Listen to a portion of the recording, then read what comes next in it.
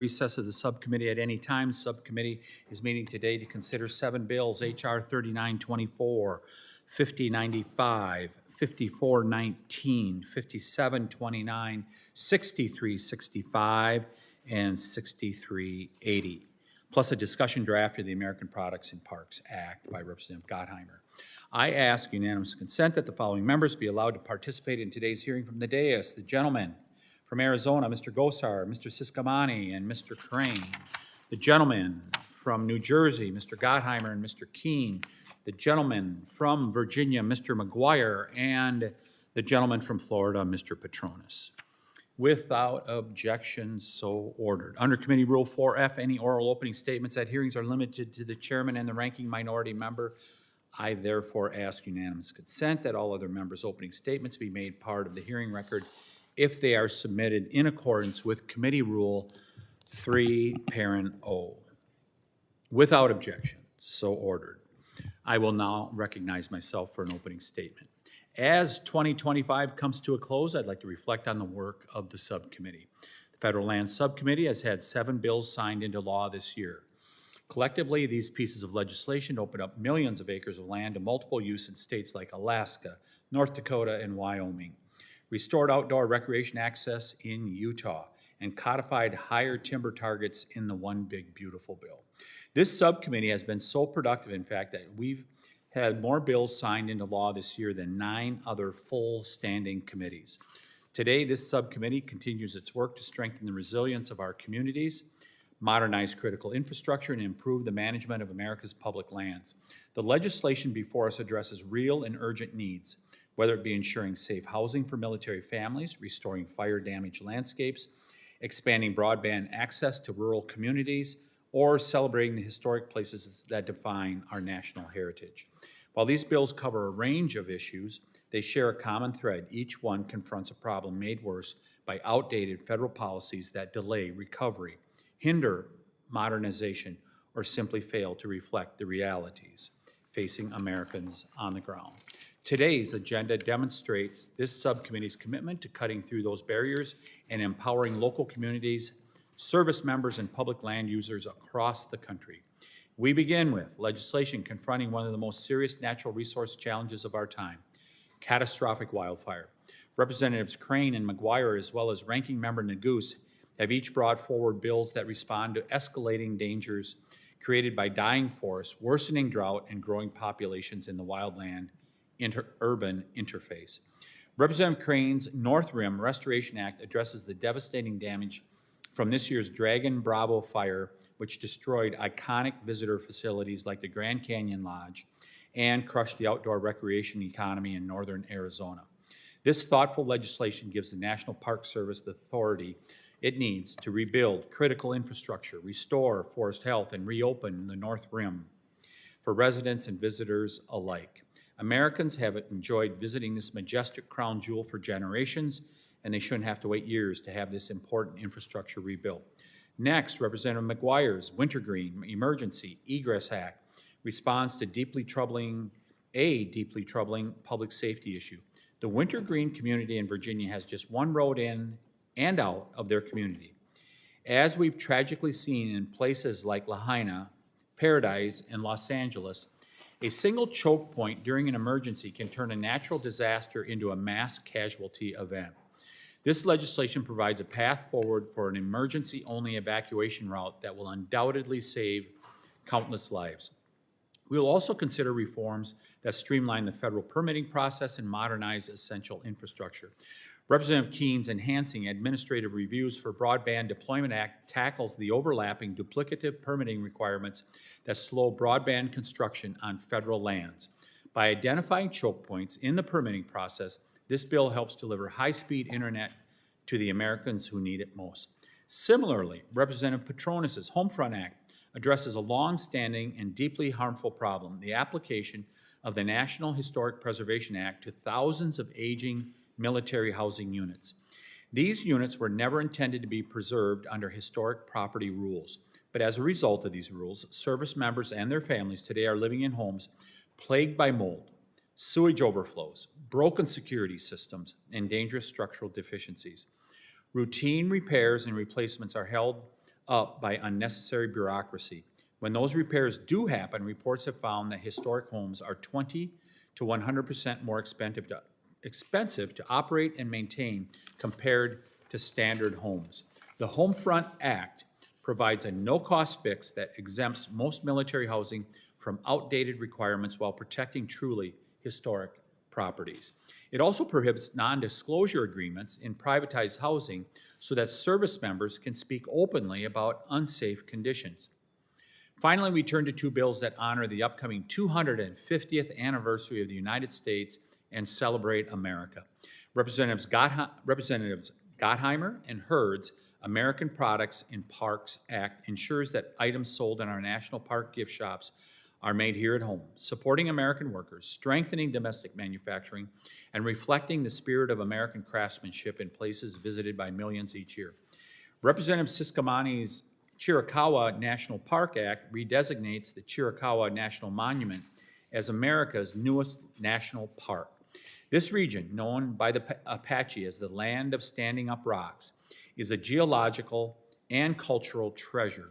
Elevating its status will boost tourism, support gateway communities, and highlight its significance as part of the American story. Importantly, this legislation does not expand the monument's existing footprint and reflects thoughtful engagement with tribes to protect cultural and religious sites. I look forward to advancing this legislation as well as legislation I've introduced to redesignate the Apostle Islands National Lakeshore in my district as the Apostle Islands National Park and Preserve. Taking together, today's bills underscore our shared commitment to safety, modernization, transparency, and stewardship. They support the men and women who serve our nation, strengthen the infrastructure on which communities rely, and honor the treasured landscapes that define America. I want to thank all of our witnesses for joining us today. Your insights will be invaluable as we evaluate these proposals and work to deliver meaningful results for the American people.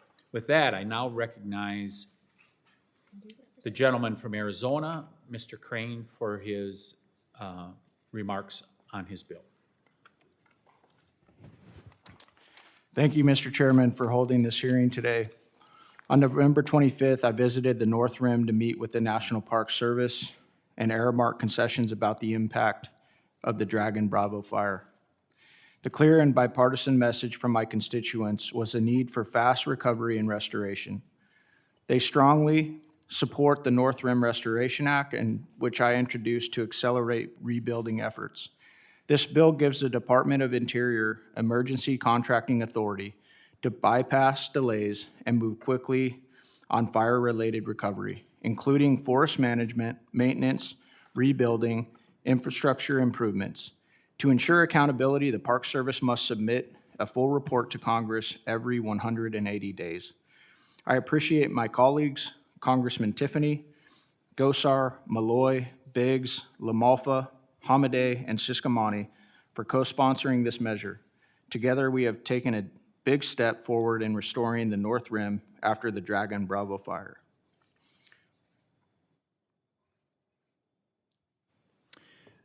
Thank you, Representative Crane. I'll now recognize Representative Siscomani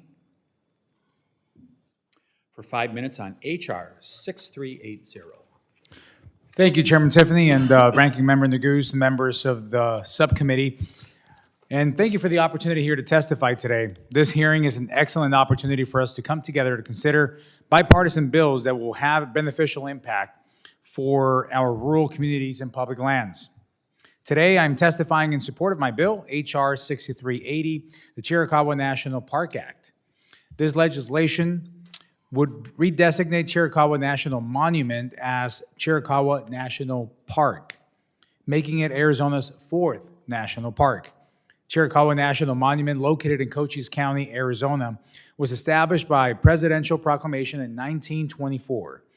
For over a century, visitors from around the world have been drawn to this wonderland of rocks.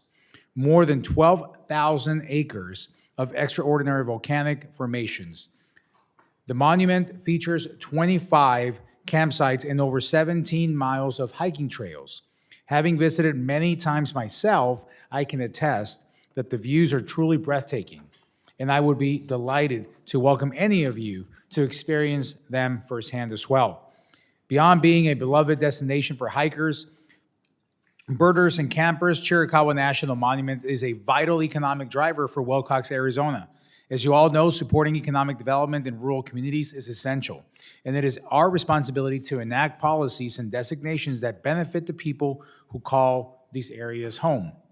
The Chiricahuas are unquestionably worthy of national park status. This redesignation is a simple, common-sense way to give the landmark the recognition it deserves, at no cost to the taxpayers and without expanding federal jurisdiction over the land. Now that the monument is over 100 years old, it is more important than ever to advance this legislation to promote conservation, boost tourism, and expand economic opportunity in Southern Arizona. Thank you, sir. I yield back.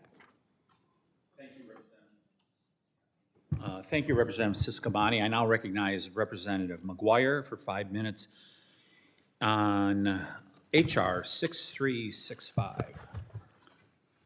Thank you, Mr. Chairman, for the opportunity to speak on my bill, HR 6365, the Wintergreen Emergency Egress Act. Wintergreen, Virginia is a popular tourist destination located off the Blue Ridge Parkway in my district. For over 25 years, the Wintergreen community has fought to complete an emergency evacuation route. The town of Wintergreen has already constructed all portions of the road that is not on federal land. The only thing that has stood in their way all these years is a small portion of National Park Service controlled land, approximately 430 feet, that separates the unfinished road from being connected to the Blue Ridge Parkway.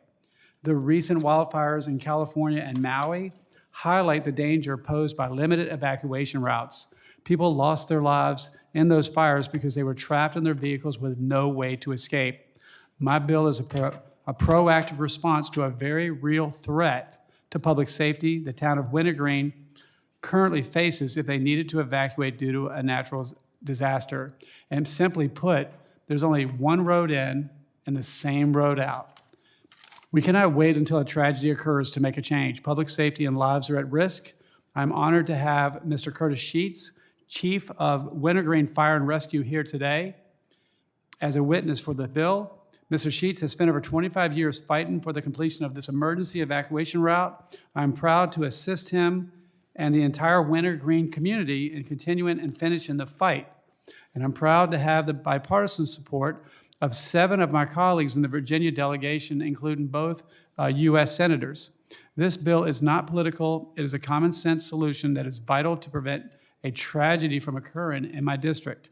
I'd like to thank Chairman Tiffany for allowing me the time to speak today, and Chairman Westerman for his assistance on moving this important legislation through the committee process, and I yield back the balance of my time. Thank you, Representative McGuire. And now I recognize the ranking member for any opening statement he would like to make. Thank you, Mr. Chairman. It's good to be back today here for another legislative hearing before we wrap up the end of the year, though I am disappointed that we do not have an administration witness at today's hearing. The slate of bills that we are considering today cover a wide range of topics, from wildfire mitigation to military housing. I'm certainly grateful to the many expert witnesses who have traveled great distances to be here today. That includes Chief Brad White from the Grand Fire Protection District in Grand County, Colorado, which I am proud to represent. And I want to say thank you to Chief White for all of his work and his service to our state and our country, and for being here today to testify on my bill, H.R. 3924, the Wildfire Risk Evaluation Act. This bill would direct the relevant agencies to develop a report every 4 years to assess mitigation, response, recovery efforts through the entire country. Wildfire conditions evolve and change, as we all know. So that is why my bill, I believe, is essential. It builds on past success to strengthen comprehensive national wildfire planning and secure our future. The bill was developed directly in response to recommendation of the Wildland Fire Mitigation and Management Commission, established by the Bipartisan Infrastructure Law. The prior administration, as we know, achieved record progress in treating hazardous fuels. Yet that momentum today is slowing. A recent report from grassroots wildland firefighters shows a 38% reduction in the completion of hazardous fuels projects since January of this year. The Trump administration, in my view, is clearly missing the mark. That's why a bill like our Wildfire Risk Evaluation Act is essential. Wildfire response requires a coordinated and planned all-of-government approach. I want to thank the chairman for including my bill in today's hearing, and I look forward to working with my colleagues across the aisle to get it across the finish line. However, while I am excited about my bill and very excited about the other bills that we're considering today, including a number of bills that connect to our national parks, I am disappointed that no federal witnesses are here to testify on any of these bills. Last week, we had an administrative witness from the Department of Interior who could only respond to one of the bills considered in the hearing. This week, we don't have an administration witness at all. And that, in my view, is a step in the wrong direction. We have got to bring this committee's focus back to where it belongs, which is, of course, connected to having administration witnesses here so that we can ask them relevant questions in service to our communities. This committee, as the chairman knows, has jurisdiction over our national parks. One question that I was very eager to ask of the administration's witness today, particularly in light of the various bills that have been proposed connected to our national parks, is a recent decision that was announced by the Trump administration just last week. And some of you may have seen this. You can see this here on the billboard behind me. The headline, CBS News, National Parks add Trump's birthday to the list of fee-free days and remove MLK Day and Juneteenth. Since 2007, the National Park Service has designated specific days as fee-free days for our national spaces. It is abhorrent and unconscionable that the Trump administration has now decided that MLK Jr. Day, which has been a fee-free day for the National Park Service since 2011, nearly 16 years under Democratic administrations, Republican administrations, including President Trump's first term, that now MLK Day will no longer be considered a fee-free day for the National Park Service. And it is, by the way, consistent with this administration's unconscionable efforts to rewrite our country's history. 2026 will be the first time in over 15 years that Martin Luther King Jr. Day is not included. And I believe that my colleagues on this committee have an obligation to make clear their position as to whether or not they agree with the administration's decision. And if they disagree, which I hope they disagree, because I imagine that the people of Wisconsin and the people of Idaho, much like the folks in Colorado, treasure Martin Luther King Jr. Day as the federal holiday that it is, and that I would assume be supportive of the practice of having it be a fee-free day as it has always been. Mr. Chairman, I'll do something unorthodox here. I'm running out of time here. I don't know. I want to give you an opportunity if you might be interested in partnering with us on this effort. And I understand that there are ideological headwinds coming from different directions, but I feel like this is something that merits the chairman and the ranking member doing that together and making the case to the administration that they ought to reverse this particular policy in advance of Martin Luther King Day in a few months. I appreciate the minority members' comments. Well, I think that Do you yield back? I thank the chairman, and I would just say I intend to bring this up at every single subcommittee hearing from here on out. I intend to belabor this because I think it is abhorrent, and I'm just hopeful, make the case to my colleagues to join us. The Interior Department ought to change this policy. Secretary Burgum could change it tomorrow if he wanted to, and I would hope that you join me in that effort. So I'll yield back the balance of my time. And I have no doubt that you will belabor this Well- as we go through. The gentleman yields back. Yield back. I will now recognize the gentleman from New Jersey, Mr. Kane, for 5 minutes on HR 5419. Thank you, Mr. Chairman. And I appreciate the opportunity to speak before the subcommittee in support of my bill, the Enhancing Administrative Reviews for Broadband Deployment Act. In our modern world, Americans increasingly depend on a reliable wireless connection to communicate, conduct business, and to access healthcare. However, significant gaps in internet connectivity remain, particularly in our country's most rural communities. To reach these areas, broadband providers must navigate a mire of permitting requirements across various federal agencies just to begin work. These processes are often outdated, inconsistent, and burdensome, and permitting requests frequently face years-long delays. To successfully bridge this digital divide, we must have an all-of-government, public and private approach. And step one must be to make sure that federal agencies have the right processes in place for permitting applications in an efficient and timely manner.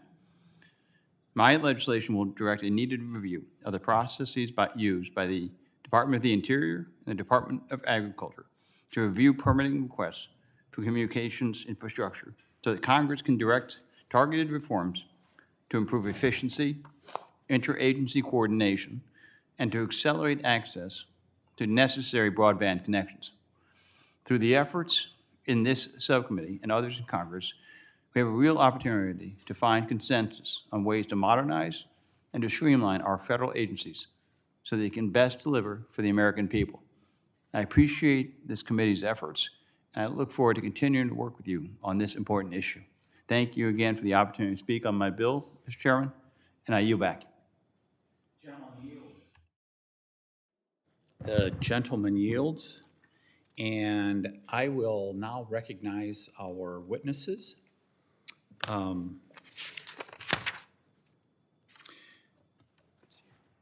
First of all, I want to remind the witnesses that under committee rules, you must limit your oral statements to 5 minutes, but your entire statement will appear in the hearing record. To begin your testimony, press the on button on the microphone. We use timing lights. When you begin, the light will turn green. At the end of 5 minutes, the light will turn red. And I'll ask you to please complete your statement. First, I'd like to recognize the gentleman from Arizona, Mr. Crane, for 30 seconds to introduce our first witness.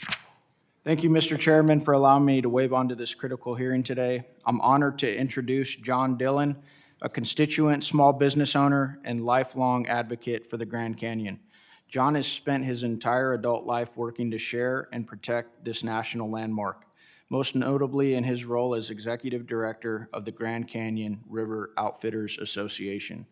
Today, he represents many family-owned businesses and rural Arizonans whose future depend on revitalizing the North Rim at the Grand Canyon in the aftermath of the Dragon Bravo fire. I can think of no one more qualified to speak on the real impacts of the North Rim Restoration Act of 2025, and we thank you for your testimony. We're also grateful, Mr. Dillon, for your wife, Joy, coming with you on her birthday and enjoying her birthday on Capitol Hill. Hopefully, restoring the North Rim makes up for spending her birthday here in Congress instead of at home. Thank you, Mr. Chairman. I yield back. Mr. Dillon, you're recognized for 5 minutes. And happy birthday to Joy Dillon, my beautiful wife behind me. Thank you very much, Mr. Chairman and committee members on this very important subject. My name is John Dillon. I am the business owner and born and raised in northern Arizona. I've spent my entire adult life, built my career at the Grand Canyon. My parents lived at the Grand Canyon, owned a small sporting goods store and backcountry hiking guide service before I was born. I raised my 3 children there and lived there for about 18 years as the then president of Scenic Grand Canyon Airlines, the world's oldest air tour company, started in 1927. Today, I am the executive director of the Grand Canyon River Outfitters Association, representing those 16 small businesses that run river trips through Grand Canyon. I have spent the last 32 years of my life passionately advocating for and sharing Grand Canyon with millions of visitors from around the world, all from the air, the ground, and the river. Yes, I am a total canyon nerd. My Instagram handle is @GrandCanyonMan. So check that out. I am here today on behalf of the hundreds of family-owned businesses and dozens of rural communities throughout northern Arizona and southern Utah, whose very survival depends on the North Rim of Grand Canyon National Park. For us, the canyon is our home. It is our backyard. It is our workplace. It is a place of recreation and solitude, even a place of worship. It is the place that 11 Native American tribes, who also share deep cultural, spiritual, and historical connections with the canyon, considered to be their ancestral homeland since time immemorial. It is deeply important to all of us that live there and the surrounding areas. The canyon is also the economic epicenter of northern Arizona and southern Utah. The National Park Service carefully tracks not only visitors, but also economic impacts to the region. They measure dollars spent in categories such as camping, gas, groceries, lodging, recreation, dining, retail, transportation. In 2022, the North Rim visitors pumped almost $73 million into those rural communities, supporting several thousand jobs. This is what we depend on. But that all changed on July 4th, 2025, when lightning ignited the Dragon Bravo fire, the 7th largest wildfire in Arizona's history. It ultimately consumed over 145,000 acres, destroying 113 structures, including, yes, the 1937 historic Grand Canyon Lodge, visitor cabins, employee housing, NPS buildings and equipment, and nearly all of the utilities and infrastructure. Hundreds of Park Service employees and concessionaire employees were evacuated, many losing their personal vehicles and personal belongings. Visitation virtually stopped that night. There are far too many individual businesses impacted by this to name here today, but I'd like to recognize one. The Jacob Lake Inn is synonymous with the North Rim. It was started by the Bowman family in 1923, just 4 years after the national park was even established. My friend, Melinda, fifth-generation owner, told me that they had to refund almost $350,000 just in reservation deposits of this year. She said, "We've dealt with the Great Depression, world wars, wildfires, and so many other catastrophes completely out of our control. We've been through 3 mega fires and COVID just in the last 5 years. But when the Grand Canyon Lodge burned to the ground, we knew our economy had gone up in smoke with it." Nearly all of the businesses located in Page, Marble Canyon, Fredonia, Kanab, and Panguitch are in the same terrifying position. Many will not survive another year or 2 or 3 while the normal governmental appropriations and planning process crawls forward. HR 5729 gives the National Park Service, via the Department of Interior, the emergency contracting authority it needs to rebuild critical visitor facilities and modernized infrastructure immediately. This is not about new development. This is not about expansion. It is about restoring what existed for nearly a century so these rural, pioneering families and communities and jobs can survive. We respectfully urge the committee to advance this bipartisan legislation without delay. Thank you, Mr. Chairman. Thank you, Mr. Crane, and all those co-sponsors of this important bill. I thank you from all of those people that are affected. And I yield my time, and I appreciate it and take any questions. Thank you, Mr. Dillon. I now would like to introduce Mr. Greg Hancock, Mayor of the City of Wilcox, Arizona. Mayor Hancock, you have 5 minutes. All right, thank you, Chairman Tiffany and ranking members of the distinguished members of the subcommittee. I just wanted to thank you for this opportunity to testify in support of HR 6380, the Chiricahua National Park Act, introduced by Representative Juan Ciscomani. My name is Greg Hancock, and I'm the mayor of Wilcox, Arizona. I am also a small business owner. My family and I restored a historic hotel in downtown Wilcox, a building that had been neglected for years, like many small businesses in rural Arizona, or America. It has not always been easy. We have navigated rising costs, staffing challenges, and seasonal swings, and the uncertainty that comes with running a business in a small town. Tourism is not just helpful to us, it is essential. It keeps our doors open, supports local jobs, and allows us to invest back into our community. So when I speak in support of the redesignation, I do both as a mayor and someone whose livelihood depends directly on the strength of our tourism economy. Chiricahua National Monument, soon I hope to be Chiricahua National Park, is one of the most extraordinary natural landscape in the United States, known as the Wonderland of Rocks. It contains 12,000 acres of towering rhyolite formations, breathtaking vistas, and a rich ecosystem that attracts birders, hikers, and adventurers from around the world.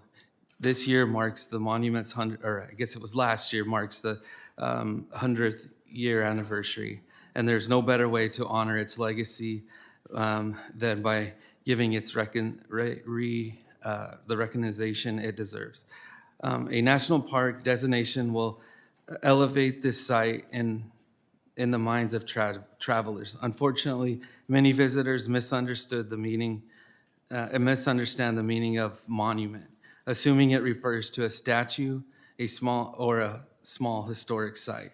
As a result, far too many people pass through our region without realizing that one of America's greatest natural wonders is just a short drive away. National parks enjoy significantly higher visitations than national monument. In fact, sites redesignated as national parks see an average increase of 21% in visitation in the years following the change. For a rural economy like ours, that difference is enormous. Wilcox relies on tourism. It is how we recovered after the Great Recession, and it is how we continue to grow today. Over the last 5 years, our community has seen a 67% increase in bed tax revenue, reflecting real meaningful growth in visitation.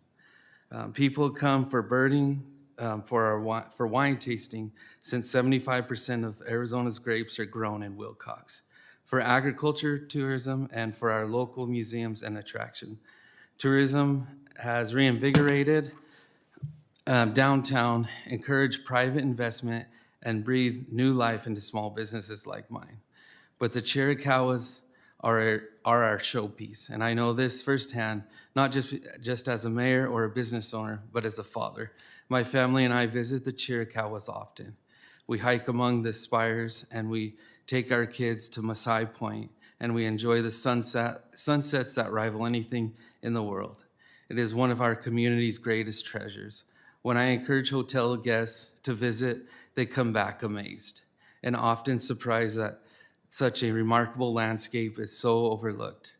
A national park designation will finally give Chiricahuas the prominence they deserve. Importantly, this redesignation does not require additional federal funding. The National Park Service already manages this site. This is a name change, but the name change with big consequences, more visitors, more economic activity, and more support for rural communities, and more opportunities for families across the country to discover this extraordinary place. I just want to thank you for this opportunity to testify today, and just want to reiterate how important it would be to turn this into a national park. Thank you. Yeah, thank you very much, Mayor Hancock. Next, I want to introduce Mr. Curtis Sheets, Chief of Wintergreen Fire and Rescue. Chief Sheets, you have 5 minutes. Good afternoon, Chairman Tiffany and distinguished Federal Land Subcommittee members. I want to thank also Congressman McGuire and his staff and all who have helped to advance this bill as far as they have. A bill I feel is essential to save lives. First, a little bit about Wintergreen. It's one of the largest planned communities in Virginia with over 3,000 properties situated on 11,000 acres. We're home for hundreds of Virginians and literally tens of thousands of their guests. We're sitting here today because two mistakes were made in the mid-'70s. First, the large mountaintop community was designed with only one way in and out, as was discussed by others. Second, because the original developers believed so strongly in environmental conservation, they identified a few thousand acres of land they would not need, conveyed to the Appalachian Trail Commission. The mistake that they made was they did not reserve an emergency egress corridor across the very land that they were conveying.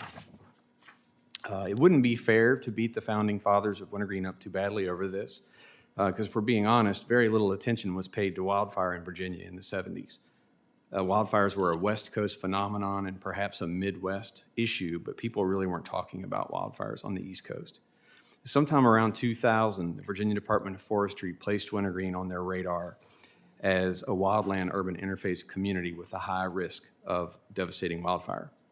Ever since then, becoming aware of our risk, we've worked steadily to mitigate them. Wintergreen met the standards to become a FireWise community as designated by NFPA in 2008. We've continuously worked to reduce our fire loads and change our community construction standards to prohibit things like cedar roofs and other highly flammable materials. The main thing we need, however, and what we've been relentlessly lobbying for, is an emergency egress to the Blue Ridge Parkway. We simply need a gravel road connecting our road network to the parkway so our residents and guests can run away from an approaching wildfire. I want to take a second to put this in perspective, the scope of it, since of this group, only Congressman McGuire has walked the proposed route with me. Many of you are likely pretty dialed into college football at this time of year, and even if you're not, you can certainly visualize a football field. Now I want you to think about just one of the end zones. That's roughly the same amount of square footage that we need for our path to safety. We practiced fire drills as little kids, and as adults, we're still told where the exits are on every airplane. The importance of an escape route is known, understood by all, and it is simply not disputed. And yet, the Department of Interior has been absolutely steadfast in their resolve to keep this emergency egress from being created. So why would they do that? Well, it's actually simple. They're doing their jobs. They're charged with protecting the park, and it's literally in their job description. However, that's a description which you can amend. So would this exit impact the park environment? Well, of course, no road can be built with zero impact. However, we believe the impact is so close to zero that statistically speaking, it is zero. We have studied bats, bugs, artifacts, wetlands, trees, plants, sounds, lights, and bats again. We have spent hundreds of thousands of dollars to be certain that our project won't negatively impact the environment. So let's say this bill doesn't get approved and instead we kick the can down the road because there's nothing we can do. What's the worst that could happen? Well, if you ask the people in Gatlinburg, Tennessee, they would tell you about 14 lives lost in 2016. If you ask the people in Paradise, California, they will tell you about 85 lives lost, many of them trapped in their cars trying to escape in 2018. If you talk to the folks in Maui, they'll tell you about people abandoning their vehicles to jump into the ocean just because the traffic wasn't moving and the fire was coming too fast. They lost 102 souls. That was in 2023. 2016, 2018, 2023, this threat of wildfire isn't coming, it's already here. The question is, what are you going to do about it? Are you going to add your name to the long list of people who haven't worked to improve our safety? Or will you agree with me and Congressman McGuire that a patch of gravel smaller than an area of an end zone is a small price to pay if it could avoid another deadly wildfire scenario? Please don't allow some fire chief in the future to rattle off a list of deadly wildfires, which includes Wintergreen. In the words of Smokey the Bear himself, only you can prevent this. Thank you for your time. Thank you, Chief Sheets. I now introduce Mr. Brad White.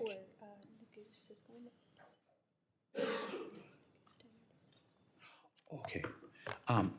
Mr. Nagus, I turn to you to introduce Mr. White. I thank the chairman for his indulgence. Thank you. I'm honored to introduce our next witness, Chief Brad White from the Grand Fire Protection District in my district. Chief White has served as fire chief for this district since 2019. He's enjoyed a long and successful fire career in Colorado since first joining the Hot Sulphur Springs Partial Fire Protection District back in 2001. Chief White also currently serves as the chair of the Grand County Wildfire Council, as the president of the Colorado State Fire Chiefs Association. He has been a trusted partner for me and my office and has steered Grand County through some very difficult times, including the East Troublesome Fire and the recovery efforts ever since. I'm glad to welcome Chief White to our committee today. Look forward to hearing his testimony. He does a damn good job back in Colorado, and we're grateful to have him here in Washington. Thank you, Mr. Chairman. Chief White, you have 5 minutes. Thank you, Mr. Chair. Thank you, Ranking Member, members of the House Committee, Subcommittee. Thank you for the opportunity to testify in support of H.R. 3924, the Wildfire Risk Evaluation Act. As stated, I'm Brad White. I'm Fire Chief serving in a rural mountain community in Grand County, Grand County, 70% federal lands, where emergency services operate at the intersection of federal lands, fast-growing development, and increasing wildfire risk. In our county and across the West, and wildfire is no longer a seasonal issue. It is a year-round, multi-jurisdictional challenge that tests the capacity of federal, state, county, tribes, and local responders and agencies alike. H.R. 3924 is a practical step because it recognizes something we experienced on the ground. Wildfire is not owned by any one entity. It's a system problem. Land management agencies make decisions to shape fuels, access, and landscape conditions. Emergency management and other fire service are responsible for life safety, evacuation, response coordination, and long-term recovery. The public experiences all of this in one event.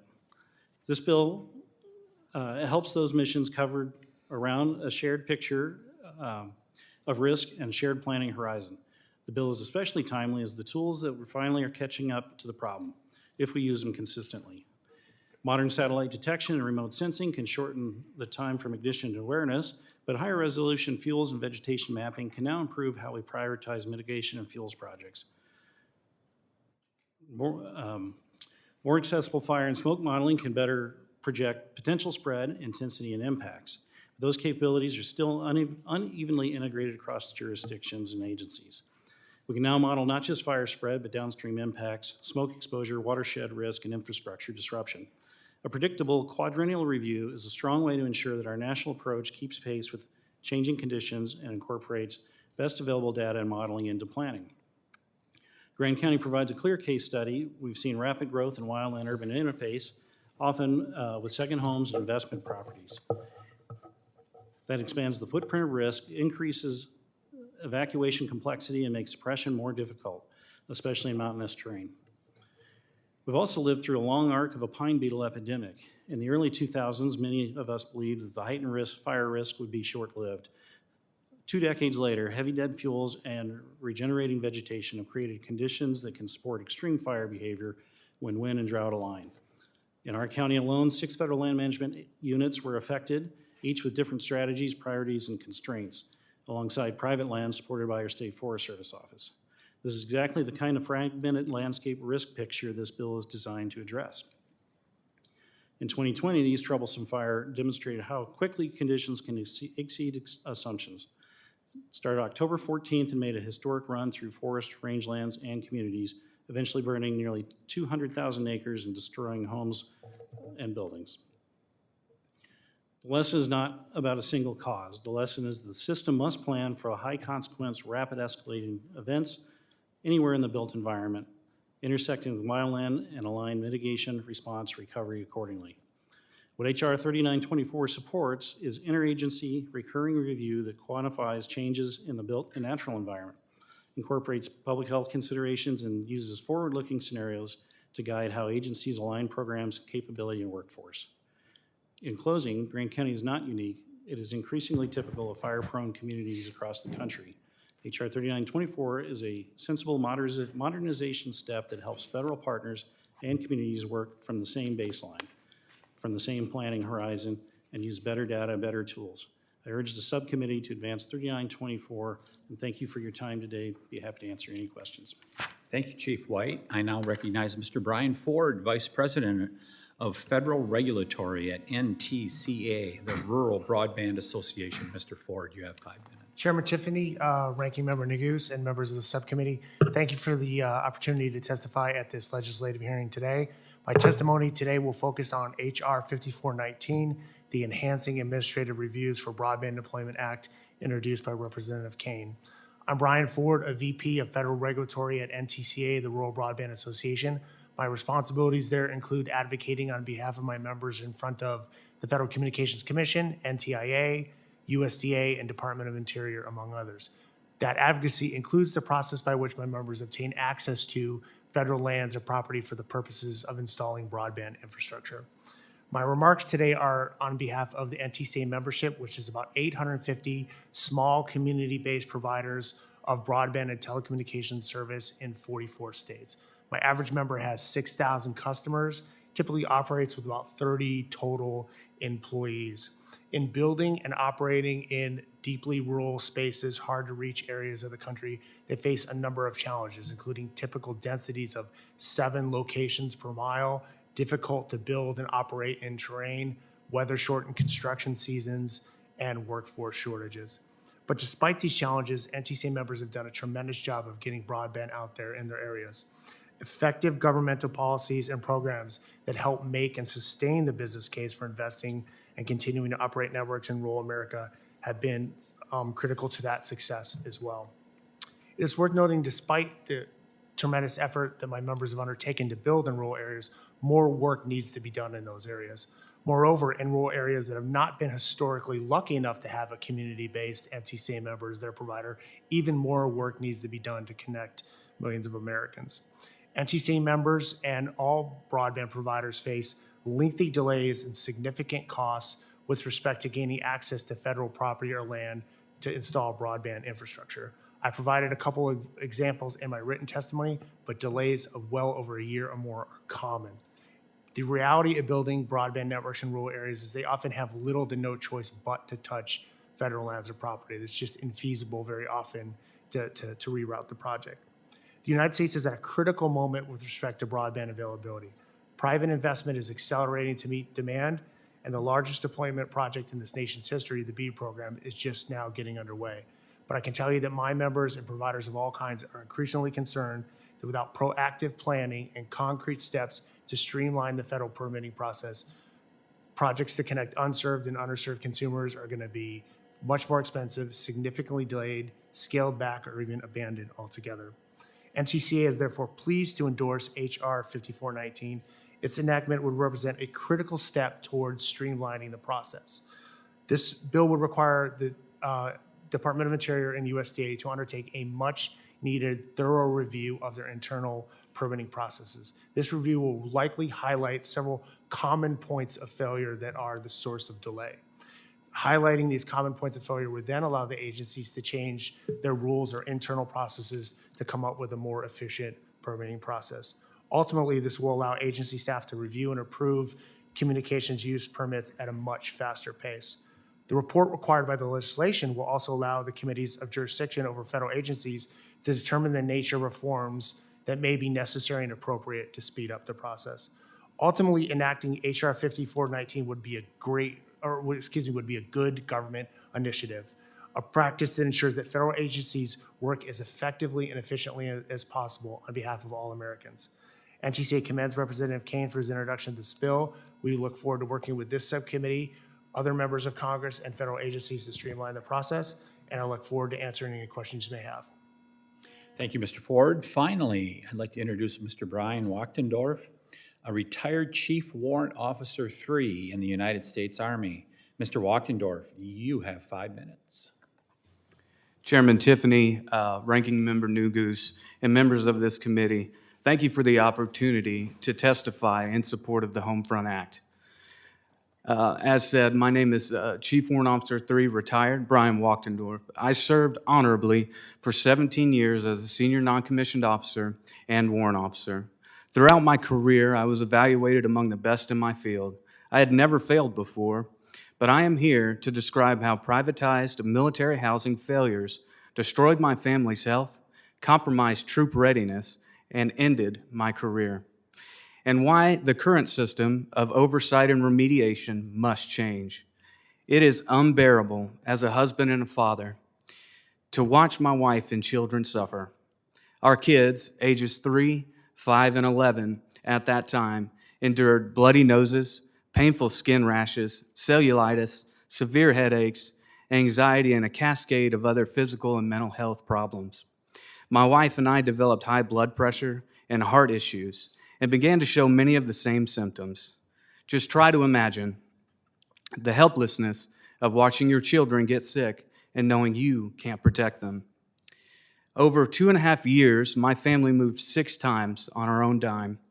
Every home was contaminated with visible mold, sewage leaks, and other hazards. 4 of those houses were historic homes at Schofield Barracks. We were repeatedly told homes were safe while being denied meaningful repairs or proper remediation. The pattern was not isolated. It was systematic. The oversight system failed us. Contract terms effectively tie the hands of base leadership. The military advocate assigned to help our family never even visited our homes, dismissed our concerns, and lacked the training to assess environmental hazards.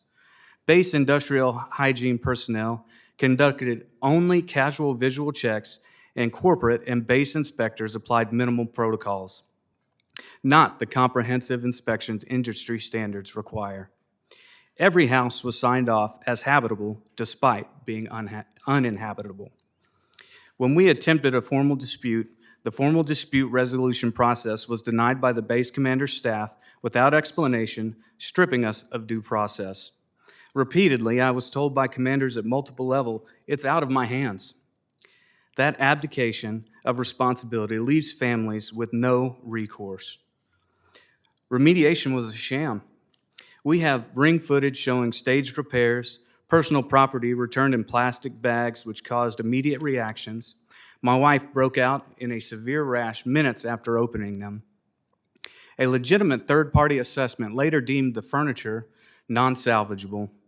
My wife inherited her father's police badge, a sacred keepsake from the officer who was killed in the line of duty. And that priceless symbol, along with countless other irreplaceable family treasures, were destroyed and or lost. We were never compensated.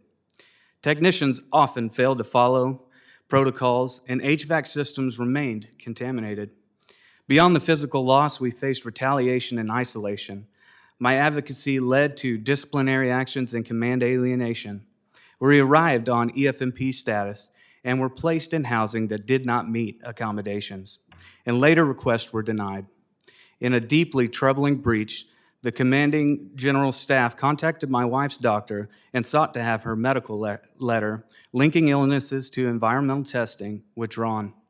The doctor confirmed this as a HIPAA violation. No one was held accountable.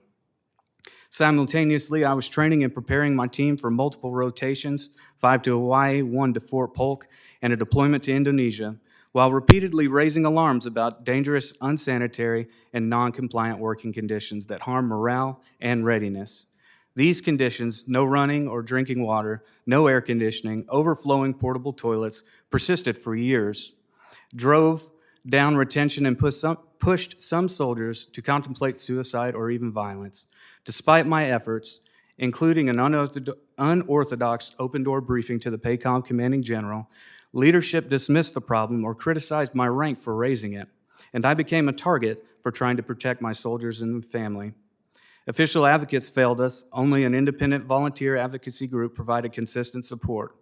Their lack of conflict of interest made the difference in getting attention. Yet even then, the company's local misrepresentations were often privileged over our documented evidence. The Homefront Act will be the first big step in ensuring this doesn't happen to other military families. Thank you, Mr. Wachtendorf. Now I'm going to turn to Mr. Petronis on your bill, H.R. 5419. If you want to take a couple minutes to introduce that. Thank you, Floor is Chairman. yours. Thank you, Chairman, Ranking Member, and members of the committee. Brian, thank you for your testimony and for your service to our state and our nation. Thank you for allowing me this opportunity to testify on H.R. 5090, the Housing Military Effectively for Readiness Operations of Neutralize of Threats, Homefront Act for short. This legislation is a first step, as Brian said, to provide a no-cost definition change that will save billions of dollars over compliance while dramatically improving military housing. In my own district, we have base housing, but a lot of times a place like Northwest Florida, which is 100% humidity state, bringing a housing structure from an Arizona or a Colorado that is not built for our environment. So HVAC systems are not engineered in the proper ways, and ultimately you get the type of results. And then on the flip side, the Homefront Act is also addressing where we've got a historical concern of the architectural value of a base housing, where we can allow that to be mitigated and be able to move forward past some of the architectural protections in order to ensure that our nation's best and brightest get absolutely the best possible housing possible. Recently returned from Kodiak Island in Alaska to see new base housing there, and there is definitely a different attitude and respect that our servicemen and women have when they have a nice place to raise a family. And I truly think they do deserve the best. But as we are dealing with deficiencies, including mold, water intrusion, lead-based paint, we must do better, and this is exactly what the Homefront Act intends to do, Mr. Chairman. I've got other comments, but I'll be fine to stand by for questions. Yeah, thank you very much, Mr. Petronis. And now we'd like to take questions from members. First, I'm going to recognize Representative Fulcher from Idaho. We're going to limit members' questions to 3 minutes. We want to get through as many people here as possible. We've got votes coming up real soon. Thank you, Floor is yours, Mr. sir. Thank you, Mr. Chairman. Mr. Walkendorf, I'm going to start with you. I wanted some clarification on something. There's a reference earlier to non-disclosure agreements when engaging with military housing. Is that unique to private-owned properties, these non-disclosure agreements and the requirements for those? As I'm aware, yes, the NDAs, a lot of times you, as a service member coming to a new base, you'll sign that as you're signing your lease paperwork, and a lot of members don't even know that's what it is. So in your view, what's the purpose of having a non-disclosure agreement when you move into a dwelling? To prevent people like me and my family from being able to speak up and get things actioned. So in your view, there's a direct connection or a direct correlation between living conditions and readiness as a military? Absolutely. Okay. Thank you for that. Yes, sir. Thank you. Thank you for your testimony. I'm going to shift gears on an abbreviated cycle here. Mr. Ford, let's transition over to HR 5419, the Enhancing Admin Reviews for Broadband Deployment.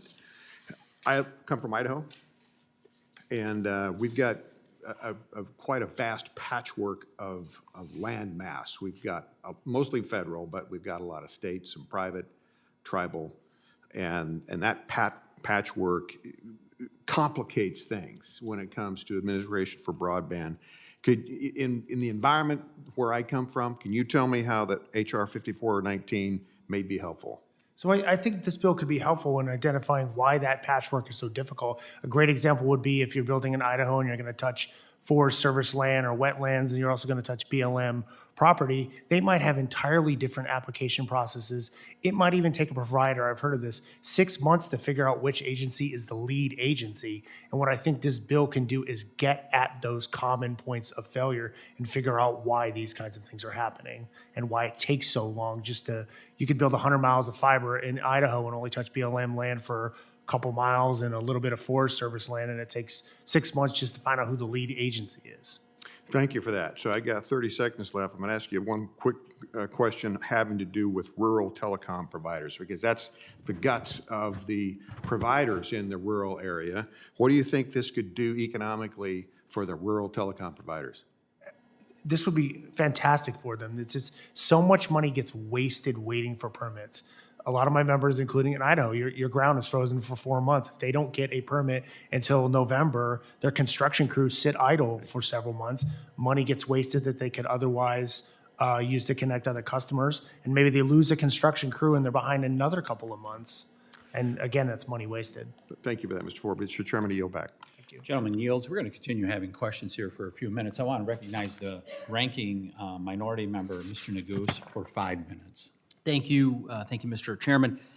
Chief White, it's good to have you here, and it's wonderful to have a fellow Coloradan here in Washington, D.C. As you can imagine, we have a lot of Westerners here on the dais on our committee, but of course, a lot of folks who represent the Eastern Seaboard as well. And I try to explain to my colleagues the unique complexities of Western Colorado, which I'm, of course, very lucky and blessed to represent. And trying to explain to them the various nuances can be a bit difficult at times. Our district, my district, as you know, is larger than 9 states, bigger than Rhode Island, bigger than New Jersey, a number of others. And of course, as you mentioned, is home to wide swaths of treasured public lands. And the unique environment that I have the privilege of representing and that you have the honor of serving also presents unique challenges. And we, of course, know those, you know those all too well in terms of the wildfire risks.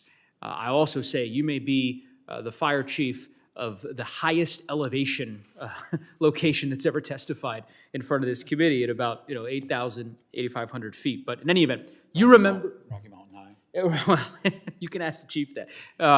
You remember well these troublesome fire, which, by way of context for my colleagues, burned about 200,000 acres over the course of about a month and a half, 5 years ago, and grew in a matter of 24 hours about 120,000 acres. The metastasization of those flames across the landscapes up in Grand County were remarkable.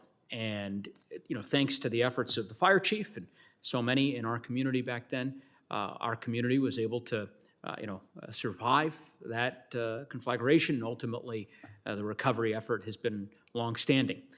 The question, I think, for you, Chief, is you perhaps more than most understand the complexities associated with wildfire risk. And I wonder if you might expound a bit on the benefits of the data modeling that this bill that I've introduced might provide for folks like yourself as you're having to manage the various partnerships that come from a jurisdiction that abuts federal lands, for example, managed by the BLM and the Forest Service and a wide variety of other agencies. Thank you, Ranking Member. I'd be happy to. As I mentioned, Grand County has 7 different land management units. We've got 2 national forests, we've got a national recreation area, we've got a national park, we've got Bureau of Land Management, and Bureau of Reclamation. And each one of those federal agencies comes with a different mandate on how they manage their land and what they're managing it for. I think, we work frequently with the State Forest Service Office that builds forest management plans and works with our federal partners on those long-term forest planning. But I think that we are at a point where data and modeling has taken huge strides and began to be integrated into not just response, but into planning and forest health. And I think by using some of the more modern data and satellite imaging and LiDAR, we're able to come up with much better idea of what those canopies are like, forest health, fuel moistures. In our case, it was a pine beetle that decimated 80% of our lodgepole pine. And in fact, that is going on in the Front Range of Colorado. It's just beginning now. So to be able to take stock of what's out there in the way of vegetation and forest and natural resources that could be affected by this, and be able to look at that more modern data, assimilate it quickly, and to have not just 1 or 2 federal land management agencies, but all of them, as well as FEMA and U.S. Fire Administration and the local counterparts, state counterparts, look at it and decide, as we look across the West or across the nation, what are our priority areas and what do we need to do to get the right resources there. So. I couldn't agree with you more, Chief, and you've explained well, I think, the basis for why this bill is so important.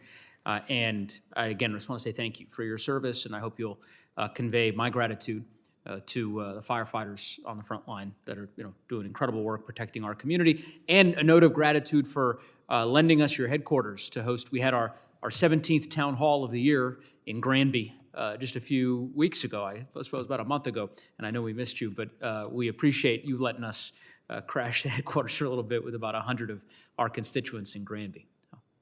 Thank you, sir. I yield back. Thank you, Mr. Chairman. Gentleman yields, and I'll recognize Mr. Kennedy from Utah for 3 minutes. Thank you, Mr. Chair. I'm grateful for you convening this hearing, and to the witnesses, thank you very much. I know it takes a lot to come here. We do that often, and you have to do it sometimes, but I'm grateful for your testimony today, and particularly Chief Sheets and White for your willingness to testify. You represent people that are vital to our safety, and the opportunities that we have to have lives and property saved by the work that you and those that you represent do means a lot to all of us here. I had a few questions along the lines of the devastation of forest fires, which Utah is subject to that. We all in the country, sadly, are subject to that, but Utah is particularly prone to that. And a wildfire doesn't just damage landscapes, it destroys lives and communities and disrupts the homes and living circumstances that we all have. So we hear a lot about federal coordination, and local leaders often say they feel cut out of the planning process. And Chief White, I'd like your comments on, do you feel that federal agencies are actually treating local departments as equal partners, or do you have to respond to partners that are distant and disconnected from you in general? Thank you for the question, Congressman. I can only really speak from the experience I have and those agencies and fire chiefs that I speak with frequently throughout the Rocky Mountain region. I think for most of us, we do feel like there is some effort to include local organizations, but I think that the local land managers we work with are often tied to a little larger arduous process, and it gets lost in translation pretty quickly. I talk frequently with several of my, the fire management officers, as well as forest supervisors and the field managers from the BLM. But I feel like they are in a system that really keeps them working with their bosses that are frequently in other places, and decisions frequently get made, probably more at a regional level rather than a local level. So Granby is close to a number of federal lands, and how is it that you can find what works well and what doesn't work well as you try to coordinate with the federal officials that manage those lands in your areas that's where a lot of lands are proximate to your town? We try to involve, those managers in many of the day-to-day decisions going on and meetings and things. We've got them involved with our wildfire council. We've got them involved with, our watershed group has them involved, our tourism group. We try consistently to keep that conversation going. We do find it challenging. Our area is one where frequently we'll get a new manager, and they'll spend 2 or 3 years there and get to know all the players and learn the local, for lack of a better word, the local politics and the local concerns, and then frequently are promoted off to somewhere else, and we'll get someone new in that we have to start that that process over with, getting to know them and showing them that the locals do have concerns, do understand what the federal partners are going through. But again, we live there and feel like, sometimes things need to happen quicker than what they're able to provide. Thank you for that testimony, and thank you, Mr. Chair. I yield back. Gentleman yields back, and I'll recognize Mr. Gosar for 3 minutes. Or I would turn to Mr. Crane for 3 minutes. Thank you, Mr. Chairman. Mr. Dillon, thank you so much for all that you do for Arizona and taking the time to come up here today. Can you tell us a little bit about the rafting community and what the economic impact the closure of the North Rim has had on local business? Yes, I can, and thank you, Mr. Crane. There are 16 small businesses, commercial outfitters. They have concession or contracts with the National Park Service. We run approximately 22,000 people a year through the bottom of Grand Canyon, but produce about $75 million of gross sales. Very, very important piece. And the only way for us to see the bottom of the canyon. Most can look over the rim, but they can't see it from the bottom without us, and so we're grateful for that. But all of the businesses in the region are impacted. It is the economic epicenter of northern Arizona and southern Utah. It's important that they all be recognized for what they do contribute. Do you think it's viable to rebuild the canyon or the North Rim in a way that can accommodate more visitors and keep the park open for more months throughout the year? Well, I'm not an expert in reconstruction and all the modern technology that goes with it, but I do say yes, absolutely, especially restoring infrastructure that was built nearly a century ago. So restoring that obviously is going to be much more modern. Those local communities of Kanab and Panguitch, Page, they've been advocating for a longer season. The North Rim is closed half of the year. It's only open from May 15th to October 15th a year. So hopefully the modern infrastructure will allow for a much longer, if not 12-month visitation. For people watching, Mr. Dillon, who have never been to the Grand Canyon, can you express what this iconic destination means to rural Arizonans? Well, I can try, but that's a difficult thing to do because it's almost impossible. It is our home. It is our backyard. For those that have visited Grand Canyon, it's usually a bucket list item. But for those of us that get to live there, it's quite the blessing to be able to share it with the rest of the world. It's also a UNESCO World Heritage Site. It literally belongs to everybody for its resources. So it's important not just for economics, but also for the value of the canyon that it is. Thank you. And this isn't a partisan issue, is it, Mr. Dillon? This isn't, a bill for Republicans or Democrats. This is something that everybody's on the same page on. Is that correct? As far as I know it, who doesn't like that? And as Chief White and Chief Sheets have explained, and fire shares no respect of boundary, nor should the recovery, right? So fire doesn't know what's the line between Department of Agriculture, Department of Interior, Park Service, Forest Service, nor should the recovery. I hope that this is a bipartisan measure that will move swiftly and advance this quickly so these companies, these jobs, and these communities can survive. Thank you, Mr. Dillon. Mr. Chairman, I yield back. Gentleman yields, and I'll recognize the other gentleman from Arizona, Mr. Gosar. Thank you very much, Mr. Chairman. Thanks for allowing me to get on. On July 4th, 2025, a lightning strike ignited the Dragon Bravo fire along the north rim of the Grand Canyon. It spread quickly, engulfing more than 145,000 acres and at least 100 structures, including the historic Grand Canyon Lodge. This is the lodge that Teddy Roosevelt initiated on July 4th that year, and it cannot be replaced. It actually cannot be replaced. I feel your sympathy, though, with all the fire and problems in our forests, because we've had a lot of problems. In 2024, 4 million visitors flocked to the Grand Canyon to experience one of the 7 wonders of the world. It's more than just that. It's the 7th wonder of the world. We've seen the North Rim is now permanently closed with the remainder of this year, and 12 adjacent trails are. These are the things, as Mr. Dillon said, bring people in. So it's glad to see you here, Mr. Dillon. Representative Crane's bill provides the National Park Service with some flexibility to quickly rebuild infrastructures and conduct forest restoration activities. Importantly, it includes rigorous oversight requirements for cost overruns and project efficiencies.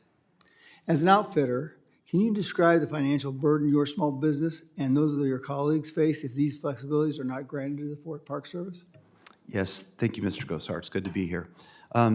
As I've explained before, every one of these communities have businesses that are linked together, whether it's Kanab Meats providing steak for a river trip, or whether it's, propane or ice or maintenance on equipment. All of these things are intertwined and linked together. So what really, when we say that all tide, rising tide raises all boats, that's true for the entire region of northern Arizona and southern Utah. Well, I'm a big proponent of Mr. Crane's bill and my colleague's bill, and I think this is something very important to do and get done. In fact, it should be done accordingly to the specs that were actually built it, because that's really the restoration project. I hope we never see this again, because we really have to monitor our forests. So this really applies to you as well, does it not? It absolutely does. It applies to all of us. Yeah.